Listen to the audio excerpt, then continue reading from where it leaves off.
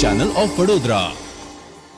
શ્રાવણ મહિનાના ત્રીજા સોમવારે કલાલી ગામ સ્થિત શ્રી કુબેરેશ્વર મહાદેવ મંદિરને ફૂલોથી વિશેષ શણગાર કરવામાં આવ્યો હતો।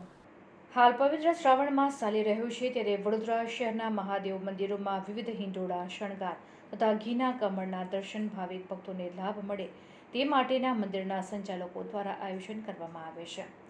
ત્યારે ગઈકાલે શ્રાવણ મહિનાના ત્રીજા સોમવારે કલાલી ગામ સ્થિત શ્રી કુબેરેશ્વર મહાદેવ મંદિરમાં કલાલી ગામના રહીશોએ મંદિરને ફૂલોથી સજાવટ કર્યું હતું।